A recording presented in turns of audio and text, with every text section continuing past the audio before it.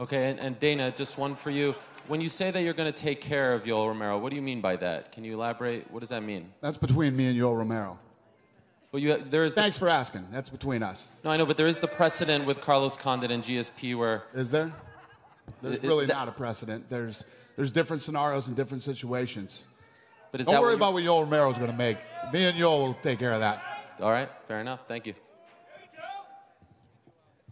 Hey, thanks, George. And just quickly, if I could, for Dana, understand why you put this fight together. I mean, this is a super fight. It's amazing to have George St. Pierre back, but can't deny that Yoel Romero is the rightful #1 contender in the division right now, right? Yeah. So, what do you do with Yoel right now? I hope he doesn't kill me. You know, I'm gonna duck and dodge him for as long as I can. No, we're gonna take care of him. We'll obviously take care of Yoel. You know, George is coming back. It's not like George has a lot of time. George wanted this fight. Mike wanted this fight.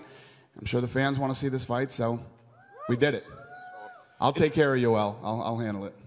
And just lastly for me, Dana, you touched on it. I know we're here to talk about this fight, but the news this morning, losing the co-main event. What are your plans right now with Tony Ferguson, Khabib Nurmagomedov? Do you want to put that fight back together? Do you want to do something next for Tony? What's the idea? It's just, you know, it's obviously a huge blow, and I don't know right now. We got to get through tomorrow night and, you know, do the fight, and then I'll figure out what's going to go on with those guys. And just so you know, not to jump in and like I'm defending George here, but at the time that this deal was made, when me and his guys were doing this deal, we wanted him to come back. We wanted to announce it. We wanted a title fight. Bisping was the only guy who was available at the time. The Woodley fight was already happening with Thompson, and you don't know how those guys are going to come out of this fight. Who's going to win? Is one of them going to get hurt? Does somebody blow something? Does something bad happen to one of the guys? We don't know those things. So how am I going to bring George St. Pierre back unless I have an absolute positive fight for him? And Bisping was ready. Bisping wanted the fight. So it was the fight to make. For you, Dana, is there any kind of hesitation booking someone into a title fight not knowing if they're going to have, you know, a desire to defend the title after they win it? Is there any kind of concern when you're booking a title fight like that? We've talked about that, and George said he has plans. He's just not saying I'm here today. It's not like we went into this 185-pound championship going, oh, well, let's see what happens, you know? Obviously, if Bisping wins, Bisping said he'll turn right around and fight Romero. If George wins, he has a plan. He's just not willing to tell you guys what it is right now.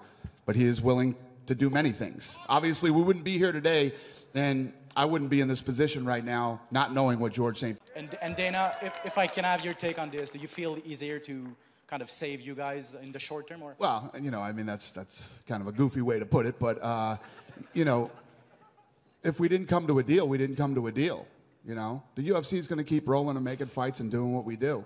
You know, George and I got together in Vegas, which started the whole thing. Then he got two very capable people to come in and meet with me, and we got a deal done. So if we didn't, the fight wouldn't be happening. So I'm happy. I'm obviously very happy that George is back. I'm happy that George is happy to be back. I questioned for a long time if he really wanted to fight, and after we had a dinner and a breakfast, I was on board, and I believe that he did. So here we are. My last question, if I can. A fucking welterweight. You are a welterweight, okay? I'm a middleweight. I can't wait to fucking square up against you. Stand up. Stand up and look at the size of me and look at the size of you. Go back to fucking Canada. That's all you have on me. That's all you have. No, it's not. I've got a lot more than that, pal. Skill, fighting IQ, athleticism. Here's the guy. Everything is on my side.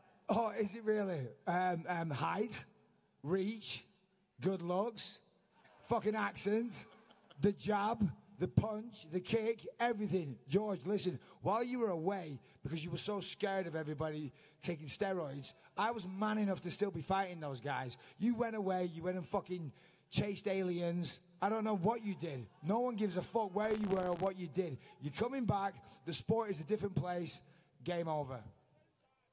I think you should shut up. You're embarrassing yourself right now. Are you still drunk right now? Are you still drunk or what? What's going on? No, but I'm gonna go. What is going on with him? I'm gonna go have a beer. Your voice is kind of what is happening with you? My God, are you healthy? Are you okay? Is up here? Is it you get hit too much or what? Hey George, I'll go out on an all-night fucking bender and still beat you, pal. I won't even train. Look at the state here, you little fucking midget. George, just one more question. I know another thing about you coming back was the debate about the Reebok deal. You've got the deal with Under Armour. Has that been resolved? And if so, will you represent Under Armour in the cage or Reebok, or how'd that work out? Well, it's a little bit like, for example, like Tom Brady, I guess. NFL is with Nike, and he's wearing Under Armour to do the promotion outside of the NFL. So it will be something arranged similarly, I guess. If you're a real fighter, you don't give a fuck about Under Armour or this or that. I've been in the same place the entire time, fighting the best in the world. Simple as that. I don't need sponsors as an excuse not to fight. I don't need a reason not to fight. I fight all the time. That's what I do. I'm a fighter. That's why I got the fucking belt, George. Hey, George, where's your belt? Where's your fucking belt? You don't have one. The sport moved on, buddy. The sport moved on. Well, I could have stole one while you were out in Vegas drinking. Stop it, please. You're you're saying I'm embarrassing myself? Please stop it. You're embarrassing yourself. Next question. George, we know you wanted to fight in Toronto. Is fighting in Canada a priority for you at this point? I don't care where the octagon will be set. I'm here to do a job, and it's got to be to beat up that drunk man right there. Whoa. Why is the onus on me being fucking drunk? What's that got to do with anything? I've been drunk throughout my entire fucking career. Danny will testify to that. Why does that make this fight any fucking different? Why does that matter? I'm English. I'm in fucking Vegas. I'm going to fight. Hey, when is the fight, George? When's the fight? When do you want to fight? Because I'll fight right now. I'll fight right now, motherfucker. That's the difference between you and me. So you look at me. You don't scare me, not even one bit. Not even one bit. I'm not trying to scare you. No, you really don't. I'm not trying to scare you, but here's the fact. I'm a real fighter. I'm a real fighter. You're an athlete, and good for you. You're a very, very good athlete, but you're an athlete. I'm a fighter.